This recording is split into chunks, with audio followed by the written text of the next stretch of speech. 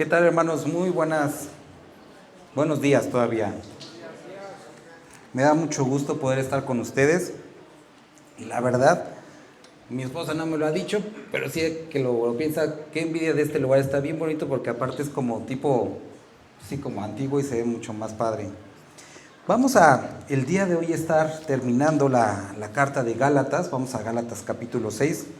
Sé que han estado estudiando Gálatas y espero que recuerden que uno de los propósitos del apóstol Pablo para escribir esta carta era el poder explicar tanto a los que estaban y vivían en la provincia de Galacia como para cada uno de nosotros este contraste, esta diferencia entre andar en el espíritu y andar en la carne. Ojo, porque muchas veces nosotros pensamos que hay un intermedio que es andar en la ley, pero no existe la carne, la ley y el espíritu. Es andar en el espíritu o andar en la carne, y eso incluso incluye pensar que la ley puede hacer algo para nosotros. En el capítulo 6, que es el que vamos a ver el día de hoy, obviamente es la conclusión, pero les pido que puedan tomar nota, nos va a describir cinco aspectos o 5 marcas del creyente que anda por el Espíritu. Vuelvo a repetir, 5 marcas que nos van a decir si es que nosotros andamos en el Espíritu, o podemos verlo también, 5 marcas del creyente maduro, ¿sale? Entonces, voy a leer el versículo 25 del capítulo pasado para que podamos empezar. Si vivimos por el Espíritu, andemos también por el Espíritu.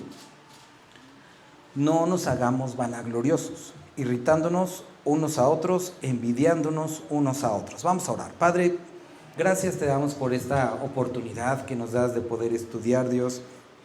Gracias por la oportunidad de poder estar con mis hermanos, Señor, poder disfrutar este tiempo. Te ruego que tú hables a nuestros corazones, que sea tu Espíritu Santo trayendo convencimiento, Señor, y que toda distracción pueda ser quitada, Padre, de tal forma que aquello que tienes preparado para nosotros podamos recibirlo y estar atentos. Amén. Sale. No nos hagamos vanagloriosos, irritándonos unos a otros, envidiándonos unos a otros.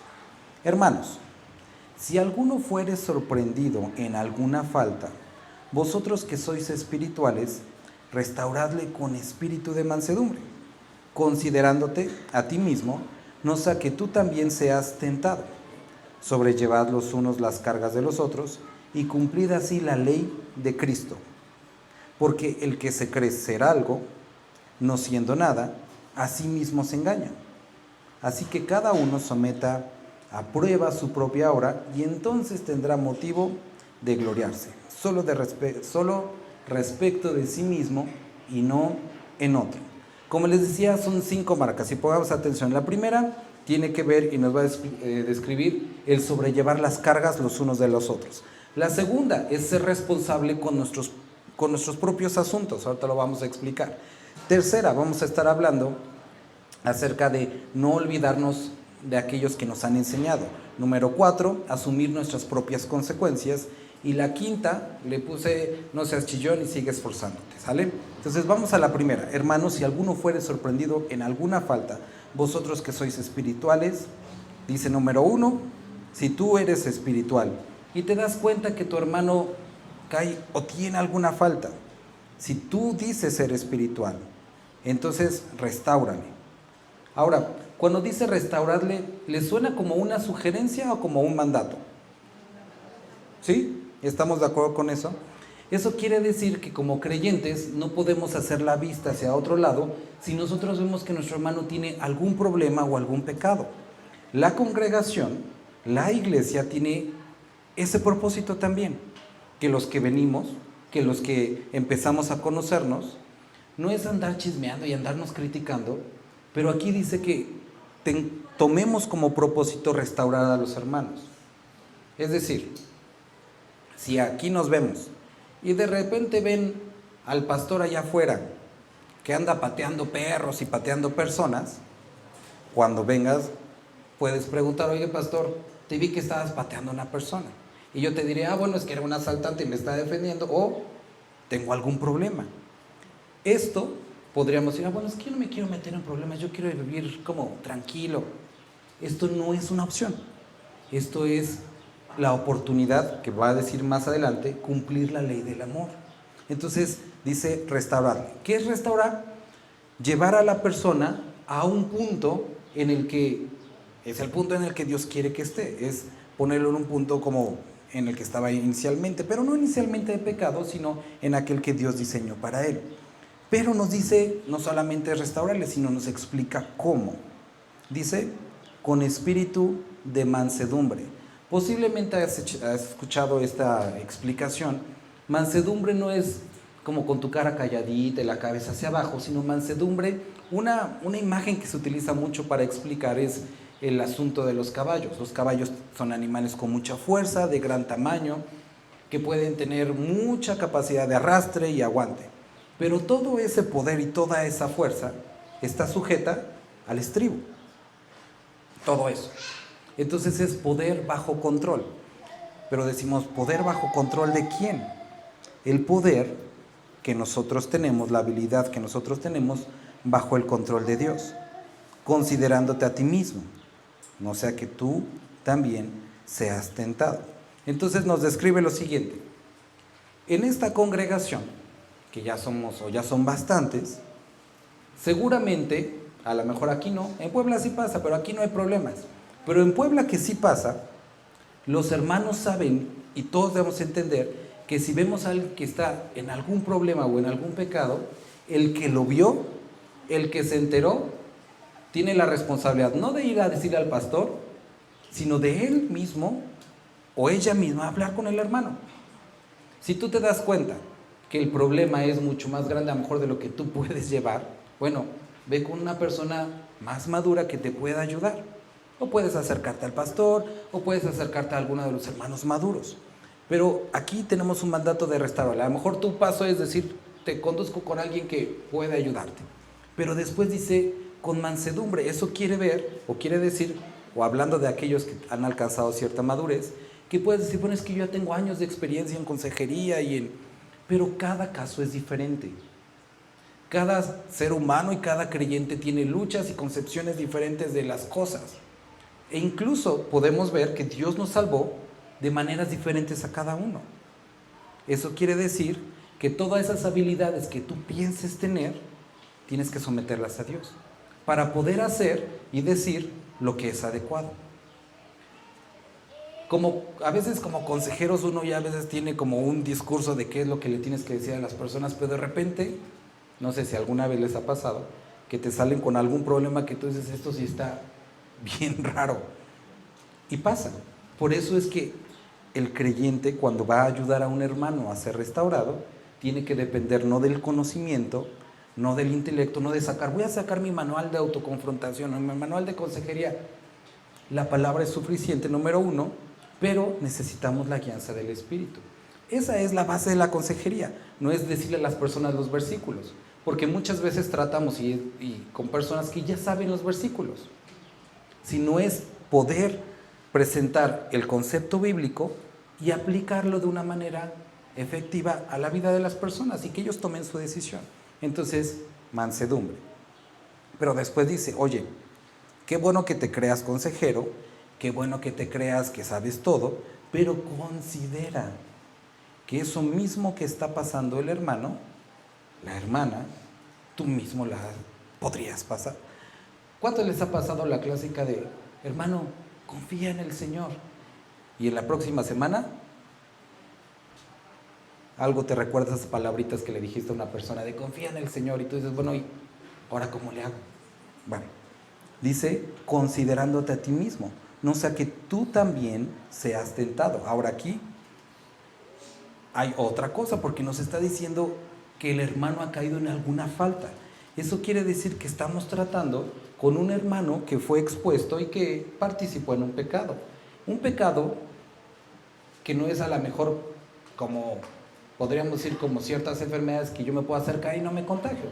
El pecado es contagioso y todos podemos estar expuestos. Entonces, eso sucede muchísimo. Sucede muchísimo con aquellos que, por ejemplo, aconsejan parejas. Los que aconsejan parejas muchas veces caen en adulterio. ¿Por qué? Porque son necios al entender que personas con problemas relacionales pueden involucrarse con los consejeros y caer en problemas relacionales, de pecado.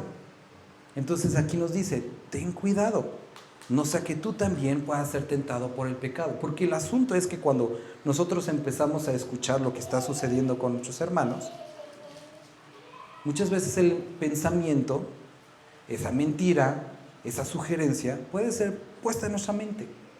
Y entonces dice, ten cuidado. Ok, versículo número 2.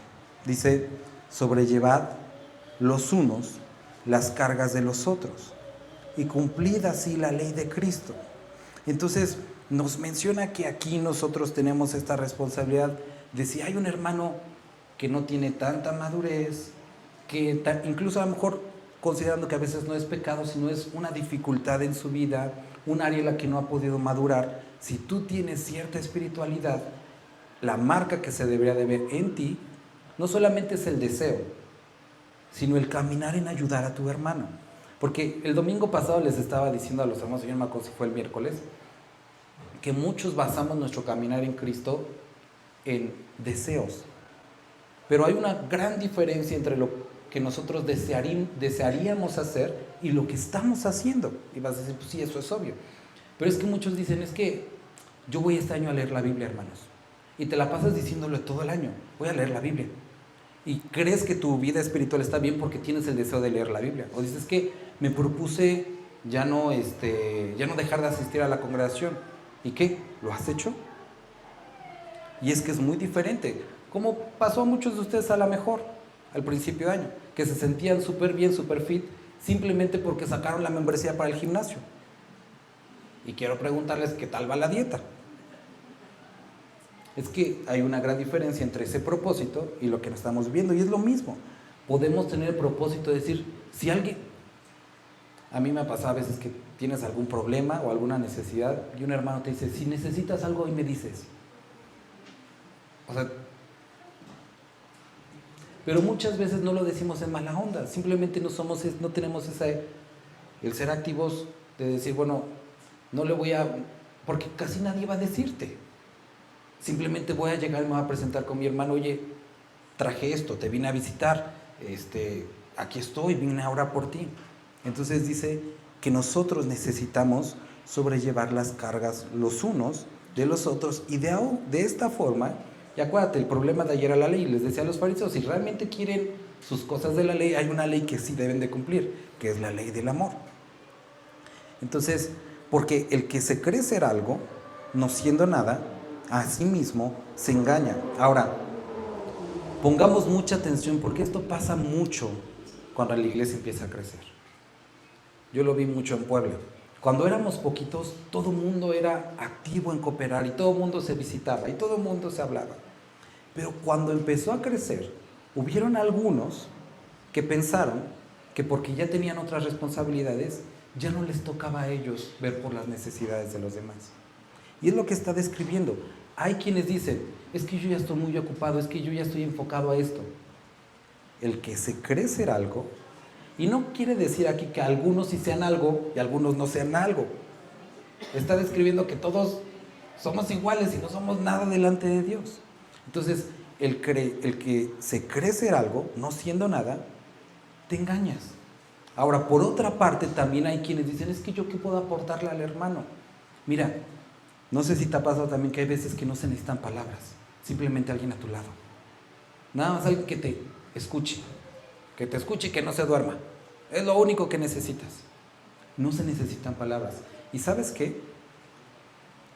Hablaba con un hermano hace poco y me decía, es que a veces a mí me frustra que se acerquen a mí personas que van a orar pero que no creen ni siquiera en lo que están orando. Yo le dije, ¿sabes qué, hermano? ¿Estás pensando que lo que te va a ayudar es la oración del hermano? Has fallado. No es quien ora, es el Padre que está en los cielos. Lo que está sucediendo es que le estás dando al hermano la oportunidad de regocijarse cuando lo que tú necesitas se ha cumplido. Va a decir, yo oré, y él va a ser animado. Y es exactamente lo que Pablo también habla en otra de las cartas, que cuando nosotros oramos y por lo que estuvimos pidiendo sucede, por voces de muchos se puede dar gracias a Dios, porque dice, lloré. Y entonces muchos ven cumplida su oración y no nada más uno. Entonces, tampoco digas, ay, es que como no soy nada, pues no, yo no me voy a acercar al hermano. Somos cuerpo. Ahora, ha pasado que algunos dicen, bueno, es que en esta iglesia pasa mucho, allá en Puebla, somos a veces como muy secos, van a decir, sí, pues, poblanos, clásico, pero hay hermanos que son de Puebla y que dicen, ay, es que aquí pues, somos muy secos, o son muy secos, y la verdad me desanima. Y yo le decía a un hermano, le dije, bueno, si tú te has dado cuenta que somos secos, probablemente tú eres el único amoroso de la iglesia. Probablemente. Y eso es mucho más responsabilidad para ti, porque si dejas de asistir en un mundo de secos, el único amoroso, ¿quién nos va a ayudar? Y eso sucede mucho. Cuando nosotros vemos necesidades en la iglesia, posiblemente seamos nosotros aquellos a quien Dios ha llamado a satisfacerlas. Podríamos decir, ay, ojalá alguien fuera a visitar al hermano. Tú te diste cuenta, visítalo, ora, acércate. Entonces, cumplida así la ley de Cristo. Porque el que se cree ser algo, no siendo nada, a sí mismo se engaña. Ahora, acuérdate también lo que dice Filipenses, hay en vosotros el mismo sentir que hubo en Cristo Jesús, que siendo en forma de Dios no estimó el ser igual a Dios como algo que aferrarse, sino que se despojó. Es decir, Cristo sí, él sí era algo, era Dios, pero sabía que para poder acercarse y relacionarse con nosotros tenía que presentarse en una forma que pudiéramos comprender y en una forma que no nos destruyera. Y se hizo hombre. De la misma forma, tú y yo posiblemente tengamos que despojarnos, y muchas veces es del orgullo, de muchas cosas para poder cumplir esto, para acercarnos a nuestros hermanos. Porque el que se cree algo, no siendo nada, a sí mismo se engaña. Ahora, esto que nosotros estamos viendo tristemente el día de hoy de ministerios de youtubers, tengamos cuidado, hermanos. Aquí nadie es estrella. Aquí nadie es tanto en Dios que no se le puedan acercar las personas. Aquí nadie es tanto como que yo nada más estoy para preguntas como de Apocalipsis para arriba. No, eso es absurdo. Fuimos llamados para servir. Y entre más caminamos, entre más conocemos, más podemos servir, no al revés.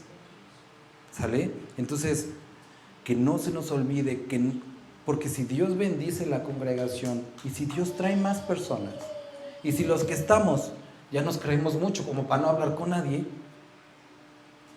es un despropósito un lugar nuevo, es un despropósito que vengan más hermanos. Ahora, vamos al siguiente punto que pudiera parecer contradictorio porque dice así mismo, así que cada uno someta su propia obra y entonces tendrá motivo de gloriarse solo respecto de sí mismo y no en otro, porque cada uno llevará su propia carga. Y uno dice, a ver, según tú, el primer punto era llevar las cargas de los demás y ahora dice que yo lleve mi propia carga. Bueno, vamos a acercarnos primero aquí. Hay quienes dicen, bueno, escucharon al pastor, dice sobrelleven las cargas de uno de los otros, atiéndanme, chiquéenme, mímenme, porque tiene que sobrellevar mis cargas. La palabra presenta aquí dos palabras, son interesantes. La primera, que es del versículo 1 al versículo 5, esta primera porción que describió carga, hace referencia a esa mochila que usaban los soldados. Hace referencia a una carga muy pesada, que excede la fuerza de la persona.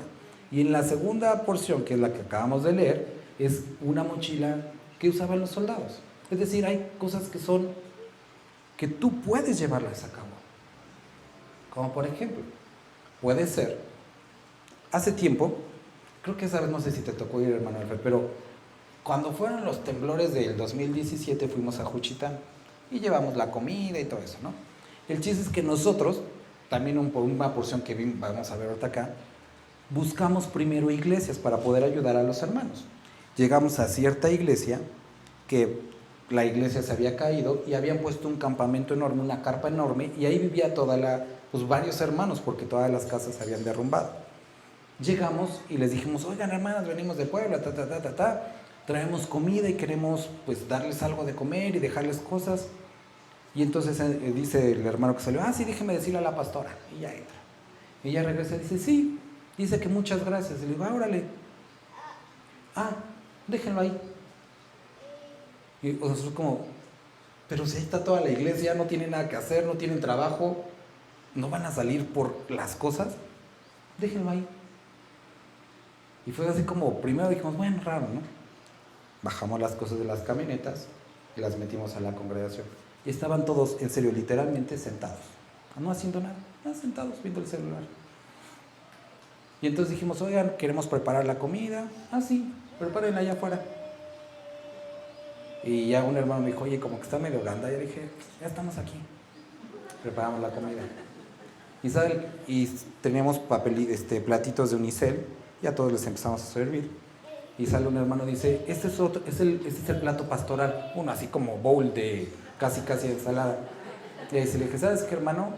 Aquí todos comemos lo mismo. Y se ofendió, ¿no? Se ofendió la pastora. El asunto es hay áreas en las que nosotros podemos y debemos apoyar a los hermanos, pero hay ciertas áreas en las que debe de haber un esfuerzo personal. Por ejemplo, tú puedes a un hermano desanimado orar por él, ir a visitarlo, insistir. Pero si tú te avientas la tarea de irlo a sacar a su casa, subirlo al carro y traerlo acá, siempre lo vas a estar trayendo.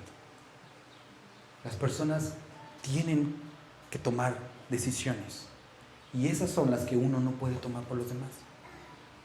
Esa es la labor difícil, por ejemplo, del pastorado, de la consejería. Tú puedes dar el mejor ejemplo, la mejor explicación, pero el creyente tiene que tomar la decisión. Y queridos hermanos, necesitamos entender que nadie va a ser responsable de las decisiones que nosotros tomemos, porque el mismo Judas tuvo a Cristo como maestro y decidió traicionarlo. Muchos el día de hoy se la pasan lamentándose por la peor iglesia que tienen, porque el pastor no los cuida, porque el de la puerta no los recibe, porque los hermanos le cerraron el ojo, porque no le limpiaron la silla. Y estamos quejándonos todo el tiempo. Y sí, hay una parte en la que todos podemos cooperar y ayudar para que los demás se sientan bienvenidos, para que los demás crezcan, pero hay una parte en la que individualmente tenemos que responder al Señor. Y nunca pongas de pretexto lo que el otro no hizo, porque tienes responsabilidad. ¿Sale? Ahora, eso nos lleva a la siguiente parte. No, todavía no. Sí. Porque cada uno llevará. ¿Alguien puede ayudarme a leer del 5 y el 6?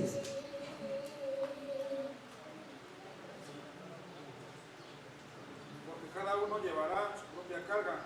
El que es enseñado en la palabra, haga partícipe de toda cosa buena al que lo instruye. Ok. Esta es la tercera parte, pero la que les decía era la cuarta. Pero vamos ahorita a seguir el versículo 6. Entonces ya vimos que los maduros deben preocuparse por los que todavía no han alcanzado cierta madurez, o no necesariamente por los inmaduros, sino por aquellos que siendo maduros están batallando. Nuestra responsabilidad. Cada uno tiene que responder y esforzarse y tener una carga que cada uno lleva. Pero también dice que como grupo de creyentes tenemos que retribuir y cuidar a quien nos enseña la palabra, porque esto sucede muy seguido, pastor, y a mí me ha pasado. O sea, una hermana una vez me habló por teléfono y me dijo, pastor, me voy a ir de la iglesia. Y dije, está bien, hermano. Le dije, ¿podría saber por qué? Y dice, es que fue mi cumpleaños y nadie me habló. Y dije, Y me dice, y aparte he estado enferma, tengo 2 semanas enfermas y nadie me ha hablado. Le dije, ok, hermana. Le dije, pues la verdad es lamentable, se siente feo que no le hablen en su cumpleaños. Tampoco que haya estado enferma y nadie le hable. Le dije, pero a propósito, dije, mi cumpleaños fue la semana pasada. Y sí fue, no me habló. Ay, pastor, no sabía. Le dije, no, pues está peor, hermana. que no sepa el cumpleaños de su pastor, ya me siento ofendido. Le dije, estuve enfermo, mi familia y yo estuvimos enfermos de COVID y no me habló. Bueno, es que supuse que los demás hermanos le iban a hablar, sí, pero usted. Y sí se lo dije. Y le digo, quiero que mire que no es desinterés. Obviamente sí, sería bueno que todos estuviéramos marcándonos, pero no puedes tomar decisiones por algo que tú tampoco haces. Ahora, el asunto era aquí chillar como pastores, decirles que nadie nos habla a los pastores, pero la palabra está diciendo que sí, los maduros tienen una responsabilidad con aquellos que se duelen, todos tenemos una responsabilidad personal, pero también la congregación tiene una responsabilidad con quien les enseña la palabra. Y uno dirá, a lo mejor, ya van a empezar a pedir lo del diezmo. No, esto no tiene nada que ver con el diezmo, absolutamente nada que ver. Pero dice, el que es enseñado en la palabra, haga partícipe de toda cosa buena al que lo instruye. Y obviamente el enfoque es el monetario, o el sustento, o de cosas con cosas pues. Hay una responsabilidad de aquellos que son enseñados hacia los que le enseñan. Yo busco tener, y no estoy como eso hacia mi pastor. Alfred lo tiene conmigo, ustedes lo deben tener con su pastor. Eso es lo que enseña la palabra. Ahora, vuelvo a repetir, no solamente es monetario, porque ha habido ocasiones, miren, por ejemplo, los que a lo mejor ya me conocen de tiempo, mi pastor es mi papá, pero a veces, por ejemplo, cosas matrimoniales o cosas de otra especie, es como medio complicado hablar con mi papá de esos temas, bueno, por lo menos para mí. Y hemos a veces platicado yo y mi esposa cuando tenemos algún asunto como de dificultad, de algo. ¿Con quién hablamos? Y se vuelve complicado porque a veces piensas, y voy a regresar a esto, es que los hermanos a lo mejor se pueden llegar a desanimar si les contamos esto. O pueden llegar a tener dudas. No, yo creo que mejor no los guardamos. Y eso es algo que sucede mucho. Ahora eso es una tontería, porque acaba de decir que el que se cree ser algo, no siendo nada, se engaña. Yo como pastor, no importa que sea pastor, sigo siendo humano. Y yo no tengo que por qué decir, no les voy a contar nada a nadie. No, también necesito ayuda. Y el pastor también necesita de repente una llamada, ¿cómo estás? Hace tiempo nos pasó con unos hermanos de la congregación que nos dijeron, pastor, queremos ir a hablar con ustedes. Dijimos, pues quién sabe qué problema traen. Sí, hermanos, vénganse. ¿Podemos ir hoy? Dije, no, pues ha de ser grave. Dije, sí, vénganse. Ya eran como las 3 de la tarde y iban a llegar a las 6. Ya trajeron un pastelito y todo eso. Y ya estuvimos comiendo, y yo como que le estaba haciendo señas a mi esposa, como que pues ya pregúntales qué onda, ¿no? Y ya como que pues no soltaban la sopa, y dije, pues les voy a preguntar. Dije, hermano, pues dime, ¿no? ¿En qué podemos servirte? Dice, no, nada, nomás queremos venir a comer con ustedes. Y dije, qué padre. Porque generalmente estamos acostumbrados que a veces nos buscan, no todos los casos, pero es como más para consejería. Y no está mal, está padre, se disfruta. Pero fue realmente una sorpresa que alguien quisiera simplemente visitarte para convivir. Entonces, ay, qué deprimente. No, es que a veces así pasa, ¿no? Pero el asunto es lo que está describiendo la Escritura. Aquí muestra las características de alguien espiritual, que se interesa por sus hermanos, que no le deja sus responsabilidades a sus hermanos y que también aporta y apoya en una manera de agradecimiento a los que les han dado algo. Eso es la marca de la madurez. Lo puedes ver y lo podemos ver los que tenemos hijos. Tus hijos, dices, me compré la dona que más me gusta, ¿me das? Y tú como, no, es mía. Y tienes que estar comiendo en escondido para que no te roben las cosas. Pero cuando llega a cierta edad, se siente bien padre. No sé si les ha podido pasar, cuando tú dices, papá, te invito a comer. Ya no es pedirles algo, ahora es tú retribuir lo que te han dado. Es lo mismo, es una marca de madurez cuando ahora no exiges, sino ahora puedes dar. Eso es lo que hace la persona espiritual y eso es lo que hace la persona madura. Se preocupa por sus hermanos. No deja sus cargas que son personales y que únicamente tú tendrías que llevar a los demás. No eres una carga para los demás. Vuelvo a repetir, no quiere decir que no te dejes ayudar, porque eso también es orgullo y es horrible, sino que hay cosas personales que los demás no tendrían por qué. Y la tercera, que aportas, que ayudas, y vuelvo a repetir, esto no tiene nada que ver con el diezmo, esto es adicional, extra, esto es otro asunto completo. Incluye, sí, comida, incluye dinero, pero incluye amistad, incluye oración, incluye una llamada, incluye una visita. Entonces, de toda cosa buena al que lo instruye. Versículo 7. No os engañéis, Dios no puede ser burlado, pues todo lo que el hombre sembrare, eso también segará.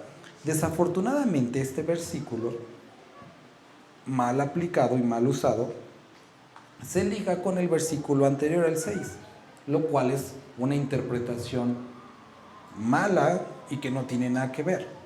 El no os engañéis, Dios no puede ser burlado, no tiene que ver con el que es enseñado en la palabra, haga partícipe de toda cosa buena que lo instruye. Es otro punto. ¿Qué es el tercer punto? Digo, el cuarto. No, tercero. No os engañéis, Dios no puede ser burlado, pues todo lo que el hombre sembrare, eso también segará. Porque el que siembra para su carne, de la carne segará corrupción. Mas el que siembra para el Espíritu, del Espíritu segará para vida eterna. Entonces, siguiente punto. Primero ya vimos, apoya a tus hermanos. Esfuérzate en ver necesidades y ayúdalos. Siguiente, aquellas cosas que nadie más tendría por qué cargar, llévalas. No se las des a los demás. No te conviertas en una carga. Tercera, ve por los que te instruyen. Y cuarto, sé responsable de tus propios actos. Entiende que existen consecuencias. La pregunta que mucho viene cuando alguien dice esto es, bueno, ¿y dónde queda la gracia? ¿Qué tiene que ver la gracia aquí? Consideremos el ejemplo de Sansón un momento. Sansón, un hombre levantado por Dios, utilizado por Dios, pecó. Fue a una barbería, le cortaron el cabello, salió todo mal. Y estando encadenado, ciego, vuelve a acercarse a Dios y le dice, Dios, ayúdame, no te alejes de mí. Y nuevamente Dios vuelve a darle esa fuerza y mata a todos los filisteos. ¿Volvió a ver? No. ¿Las cadenas se cayeron? No. ¿Dios se alejó de él? Tampoco. Esto no tiene nada que ver con la gracia, porque muchas veces nos han mal informado, hemos querido mal creer que porque Dios es amoroso, misericordio, lleno de gracia, no vamos a tener consecuencias, y eso es absurdo. Tenemos consecuencias, como creyentes, por supuesto. Enójate con el que está aquí de dentro, ve a patear la panadería de acá afuera y ve si no llegan los policías. Pero ¿dónde está la gracia de Dios? No tiene nada que ver, son consecuencias. Pateaste un negocio, rompiste una ventana, viene la policía. ¿Quiere decir que Dios te abandonó? No, quiere decir que tienes serios problemas de ira y que necesitas con la gracia de Dios resolverlos. Pero tenemos consecuencias y muchos quieren vivir una vida sin consecuencias y eso no se puede. Muchos quieren que... ¿Han visto ese video del chinito que está como con su libro y está haciéndole así, como para que se le pegue todo el conocimiento? ¿No lo han visto? Y a veces creemos que porque tenemos la Biblia en la sala, ya por eso vamos a tener el conocimiento de Dios. Creemos que así funciona, creemos que porque venimos a la congregación tenemos una relación con Él, y eso no es cierto. La relación se forja día a día. Creemos que porque aportamos económicamente tenemos algún derecho sobre Dios, y tampoco es absurdo, como si Dios ya te di mi ofrenda, cúmpleme mi milagrito. No funciona así. Nos hemos acercado al Dios vivo. Él es el dueño, no nosotros. Y si queremos vidas transformadas, expongámonos a las Escrituras. Si queremos madurez, caminemos en obediencia. Las cosas no suceden como así. Por eso este versículo dice, el que siembra para el Espíritu, va a cosechar cosas del Espíritu. Y el que siembra para la carne, o sea, si tú crees, hermano, que a lo mejor pasando tiempo en Netflix, viendo una serie, y dices, ¿por qué no sentiré a Dios? Pues es obvio, es Netflix. O algunos creen que ver Chosen es un devocional. Tampoco. Necesitamos acercarnos a Dios. Y al contrario, si tú estás sembrando en la carne, hablaba con unas personas, me estaban diciéndonos, empezaban a ver una serie, la verdad no sé cuál, pero una que está en una de las plataformas, que tiene muchas escenas así como sexuales, muchas, y que al principio le adelantaba, ¿no? Pero después dice, bueno, ya somos maduros, ya somos un matrimonio. Y pues se la chutaron y acabaron la serie. Pero nos decían que desafortunadamente ella y él empezaron a tener pensamientos y actitudes de lujuria que no había antes.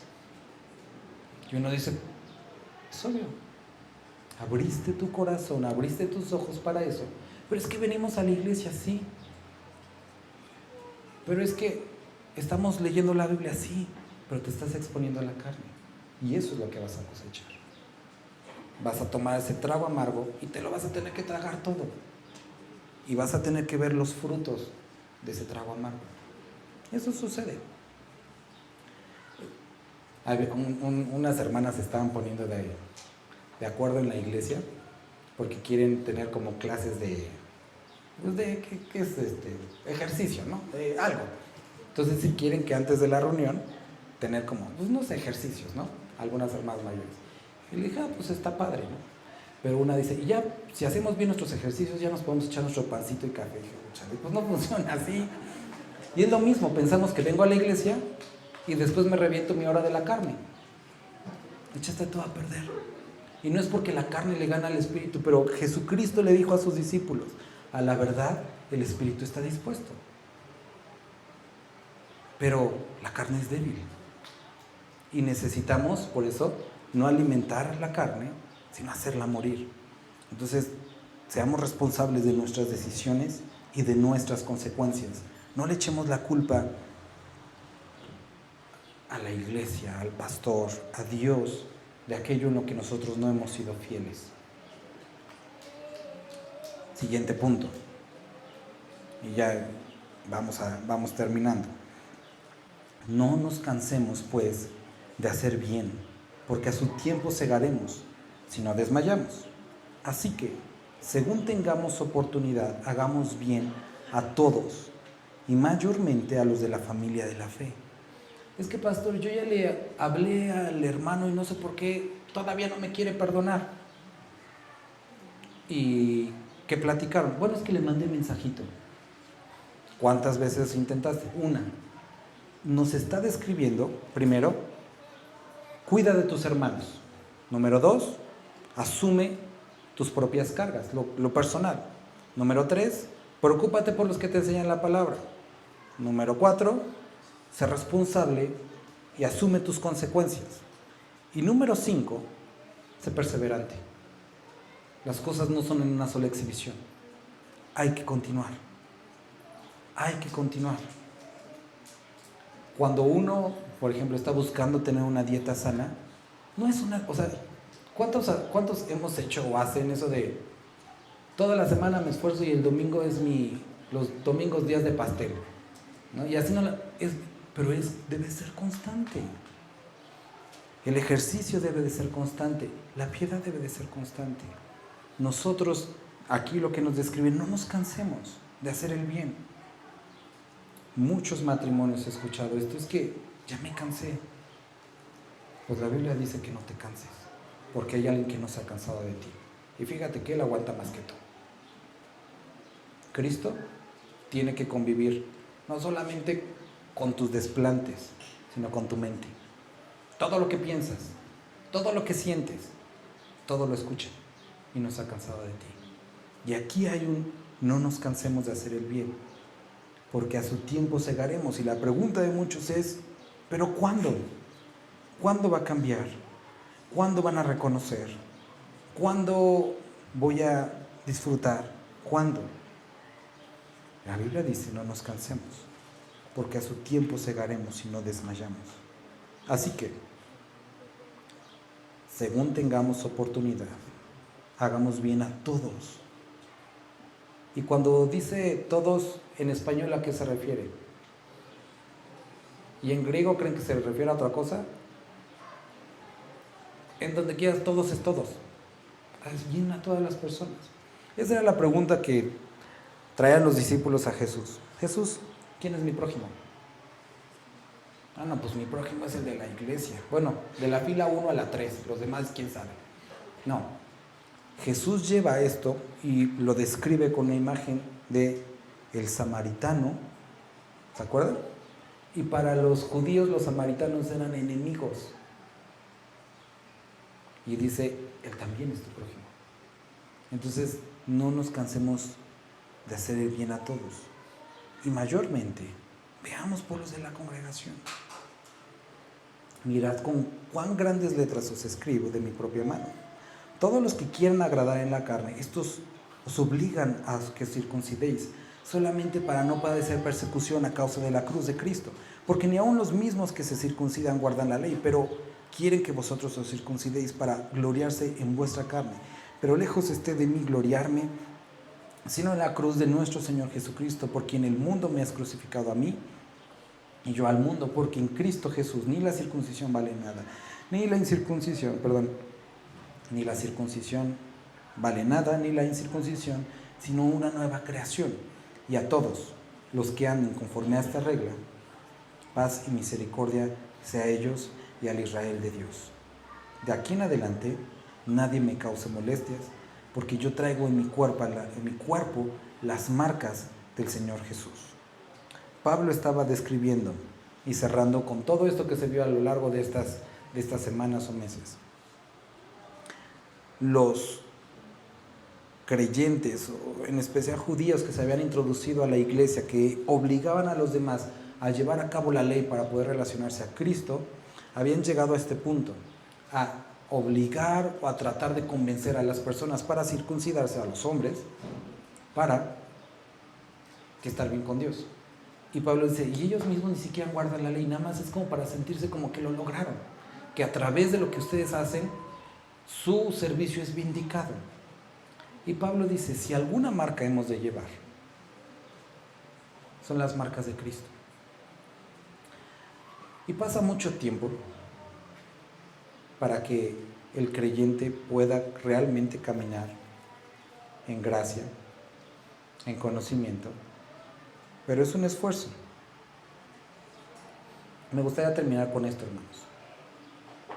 Termina Pablo presentando, después de estas 5 marcas del creyente espiritual, a quienes lo enseñan y lo buscan obligar a la congregación, pero ellos no lo hacen.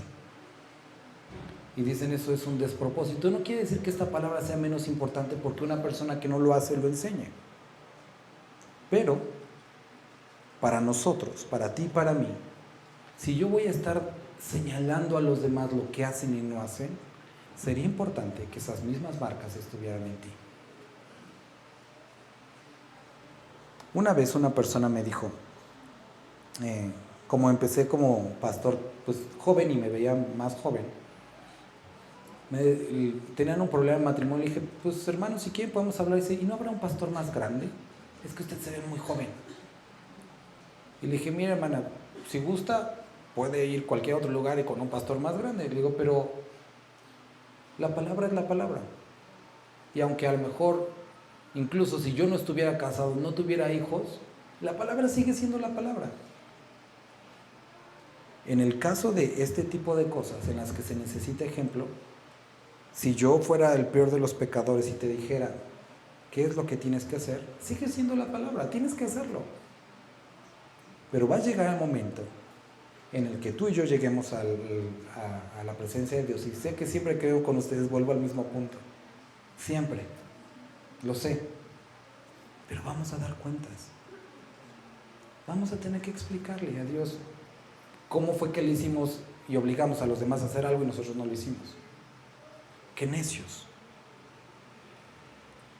Dice, de aquí en adelante nadie me cause molestias, porque yo traigo en mi cuerpo las marcas del Señor. Me gustaría terminar con algo muy breve, porque ahorita que venía en la autopista, Dios me estaba recordando una palabra que me habló, y creo que es algo importante porque muchos de ustedes, de los que están aquí, ya tienen tiempo en el Señor. Uno de mis grandes conflictos, y no sé si también ya lo he chillado aquí con ustedes, pero era, por ejemplo, por lo menos en la congregación que tenemos en Puebla y la que teníamos en el Oriente, eran personas muy jóvenes, personas que llegaron a la congregación y están acostumbrados a este asunto de ir de congregación en congregación. Y son personas que, o eran algunos, que nunca pasaron por ese proceso de llorar por una iglesia, porque se levantara algo, como muchos de ustedes hoy lo están viviendo, que han venido a trabajar, que han orado por un lugar más grande.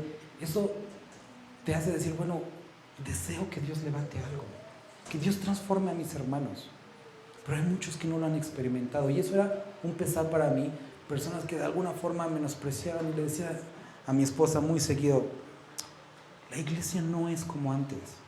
Y a lo mejor no tengo tantos años, pero me tocó un pastor que me andaba trayendo desde chiquito, reunión domingo a las 9 de la mañana en una iglesia en Puebla, a las 2 de la tarde en otra en Tlaxcala, y a las 6 de la tarde en otra más lejos en un pueblito en Tlaxcala. Y esa era mi vida, ver reuniones, y yo veía mucho el amor, la devoción de los hermanos, y luego volteaba a ver a las congregaciones actuales y decía, ya no se ve así.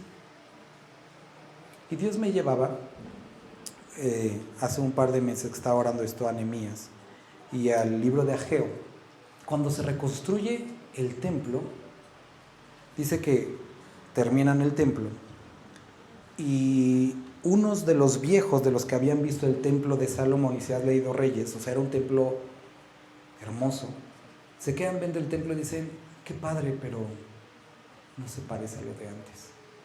Y yo cuando leía eso me identifiqué con ese dolor de decir, o sea, sí, ellos vieron la gloria del templo pasado y no se parece nada. Y yo decía, así me pasa a veces con algunos hermanos que no se comprometen como la gente de antes. No, o eso es lo que yo pensaba, ¿no? Y entonces en esta porción en Ageo, Dios le dice al profeta, diles que la gloria de este templo no se compara en nada con la de antes. O sea, Dios mismo dice, no se parece en nada. Y yo hasta dije, ajá, Dios está de acuerdo conmigo. Pero después Dios le dice, Zorobabel, esfuérzate. Príncipes, esfuércense. Congregación, esfuércense. Porque la gloria de este templo no es comparada con el pasado. Pero este templo tampoco, ni el pasado, se compara en nada a la que ha de venir. Y muchos de ustedes que a lo mejor tienen tiempo y que dicen, sí, muchos hermanos no son tan maduros, es que antes éramos más unidos y todo eso, podemos tener una añoranza eterna y perpetua de como viejito decir, es que la música de mi época sí era buena música y la juventud de ahora no, podemos decirlo. Y Dios dice, sí, la iglesia de ahora no se parece nada a la de antes, ni se va a parecer. Y de hecho Dios sabe que no es igual, y ese no es el punto, porque nuestros ojos no están aquí, sino en la gloria que ha de venir. Y nosotros que ahora estamos aquí, los que tenemos más tiempo, los que son nuevos, la palabra de Dios nos dice, camina, esfuérzate, camina en su gracia. No añores lo del pasado, porque eso es un lastre. Pablo lo mismo dice, que para poder caminar, dice, quito mis ojos de lo que está atrás, para enfocarme en lo que está adelante. Y más adelante el autor de Hebreos dice, pongo mis ojos en Cristo, el autor y consumador de la fe. Me despojo de todo peso, de pecado que me asedia, y prosigo a la meta.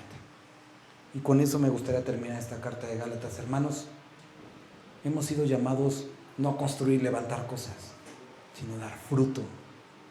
Todo este esfuerzo que han hecho,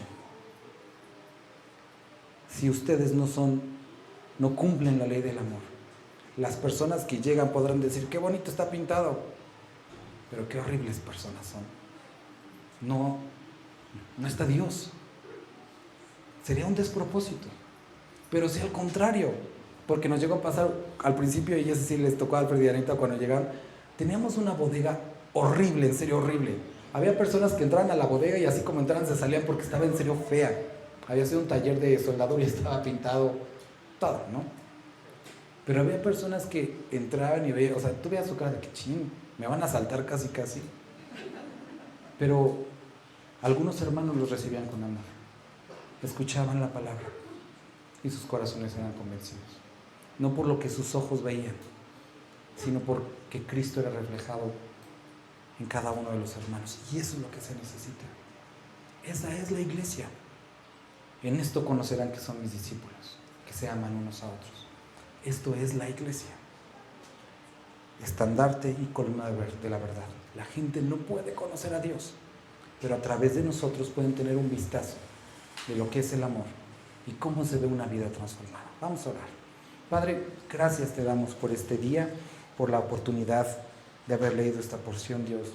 Gracias por la oportunidad tan grande de poder concluir.